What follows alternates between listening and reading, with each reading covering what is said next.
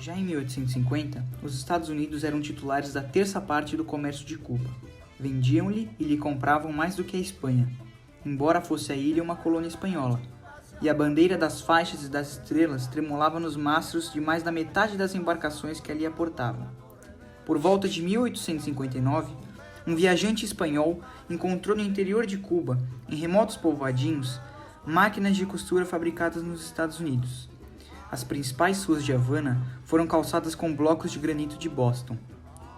Quando despontava o século XX, lia-se no Louisiana Planter: pouco a pouco, toda a ilha de Cuba vai passando para as mãos de cidadãos norte-americanos, e esse é o meio mais simples e seguro de conseguir sua anexação aos Estados Unidos. No Senado norte-americano, já se falava de uma nova estrela na bandeira. Derrotada a Espanha, o general Leonard Wood governava a ilha. Ao mesmo tempo, passavam as mãos norte-americanas as Filipinas e Porto Rico.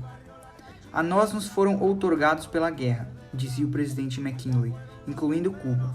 E com a ajuda de Deus e em nome do progresso da humanidade e da civilização, é nosso dever responder a essa grande confiança.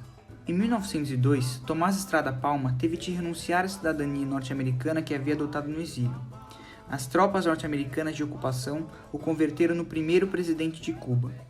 Em 1960, o ex-embaixador norte-americano em Cuba, Earl Smith, declarou perante uma subcomissão do Senado: até a subida de Castro ao poder, os Estados Unidos tinham em Cuba uma influência de tal modo irresistível que o embaixador norte-americano era o segundo personagem do país, eventualmente até mais importante do que o presidente cubano.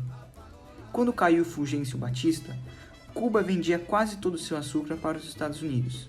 5 anos antes, um jovem advogado revolucionário havia profetizado acertadamente, diante de quem o julgava pelo assalto ao quartel Moncada, que a história o absolveria.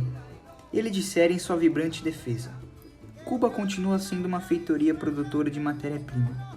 Nós exportamos açúcar para importar caramelos. Cuba comprava dos Estados Unidos não só os automóveis e as máquinas, os produtos químicos, o papel e o vestuário, mas também arroz e feijão, alhos e cebolas, banha, carne e algodão. Vinham sorvetes de Miami, pães de Atlanta e até ceias de luxo de Paris. O país do açúcar importava cerca da metade das frutas e verduras que consumia, embora apenas a terça parte de sua população ativa tivesse trabalho permanente e a metade das terras das centrais açucareiras fossem extensões baldias onde as empresas nada produziam.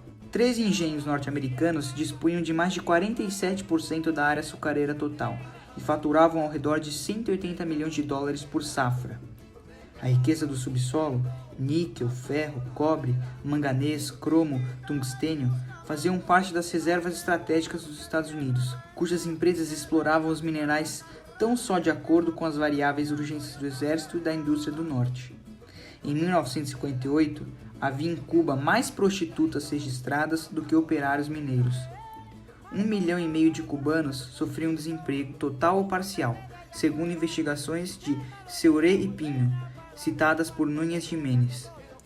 A economia do país movia-se ao ritmo das safras. O poder de compra das exportações cubanas entre 1952 e 1956 não superava o nível de 30 anos antes, embora as necessidades das divisas fossem muito maiores.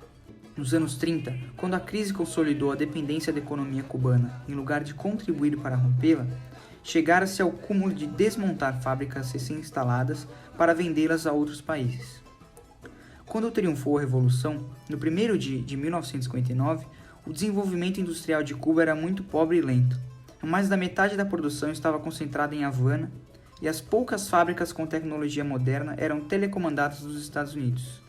Depois da nacionalização, já não se podia ligar para pedir socorro, e os raros técnicos que tinham condições de reparar defeitos secundários tinham ido embora.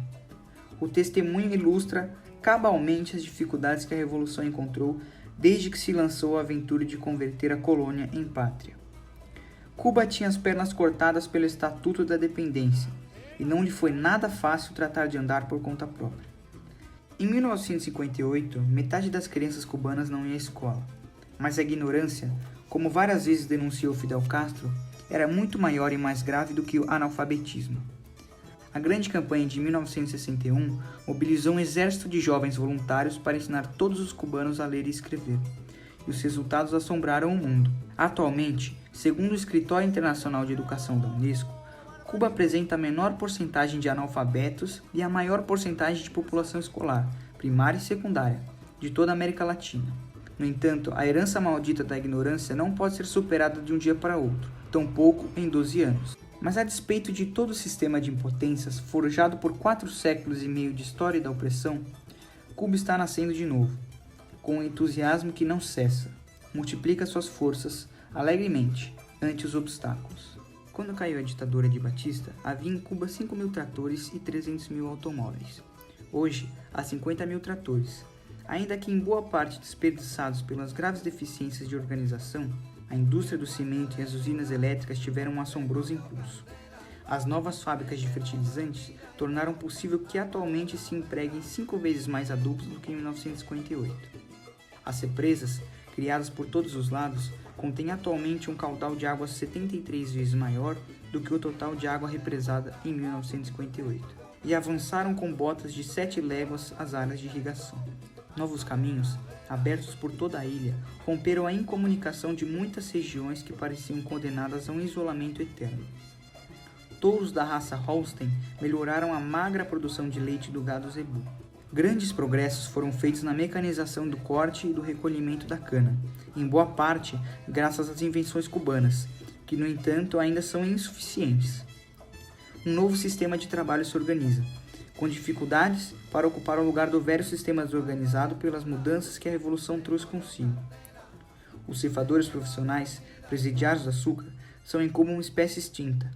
Também para eles a Revolução implicou a liberdade de escolher outros ofícios menos pesados, e para seus filhos a possibilidade de estudar nas cidades. A redenção dos canavieiros provocou, em consequência, severos transtornos na economia da ilha. Em 1970, Cuba precisou utilizar na safra o triplo dos trabalhadores, em sua maioria voluntários ou soldados ou trabalhadores de outros setores, daí porque foram prejudicadas as demais atividades de campo e da cidade, as colheitas de outros produtos, o ritmo de trabalho nas fábricas. Deve-se levar em conta, nesse sentido, que numa sociedade socialista, diferente de uma sociedade capitalista, os trabalhadores já não atuam pressionados pelo temor do desemprego ou pela cobiça. Outros motores, a solidariedade, a responsabilidade coletiva, a consciência dos deveres e direitos que levam o homem além do egoísmo, são postos em funcionamento. E não se muda a consciência de um povo inteiro num santiamento. Quando a Revolução conquistou o poder, segundo Fidel Castro, a maioria dos cubanos não era nem sequer anti-imperialista. Os cubanos se radicalizaram passo a passo com sua revolução, à medida que se sucediam os desafios e as respostas, os golpes e os contragolpes entre Havana e Washington. Foram construídos 170 novos hospitais e outras tantas policlínicas, e passou a ser gratuita a assistência médica. Multiplicou-se por 3 o número de estudantes matriculados em todos os níveis e também a educação passou a ser gratuita. As bolsas de estudo beneficiam atualmente mais de 300.000 jovens e crianças, e também se multiplicaram os internatos e as creches infantis. Grande parte da população não paga aluguel e já são gratuitos os serviços de água, luz, telefone, funerais e espetáculos esportivos. Os gastos em serviços sociais cresceram 5 vezes em poucos anos, mas agora que todos têm educação e sapatos, as necessidades se multiplicaram geometricamente, ao passo que a produção só pode crescer aritmeticamente. A pressão do consumo, que agora é consumo de todos e não de poucos, também obriga Cuba ao rápido aumento das exportações, e o açúcar continua sendo a maior fonte de recursos. A revolução, na verdade, está vivendo tempos duros, difíceis, de transição e sacrifício. Os próprios cubanos acabaram de confirmar que se constrói o socialismo com dentes apertados, e que a revolução não é nenhum passeio. Afinal, o futuro não seria dessa terra se viesse de graça. Há escassez de diversos produtos, por certo. Em 1970, faltam frutas, geladeiras, roupas. As frequentes filas não resultam somente de desorganização da distribuição. A causa essencial da escassez é a nova abundância de consumidores. Agora o país pertence a todos. Trata-se, portanto, de uma escassez oposta àquela que amargam os demais países latino-americanos. No mesmo sentido funcionam os gastos com a defesa. Cuba é obrigada a dormir de olhos abertos, e isso, em termos econômicos, também custa muito caro. Essa revolução acossada, que já suportou invasões e sabotagens sem trégua, não cai porque, estranha ditadura, é defendida pelo povo em armas.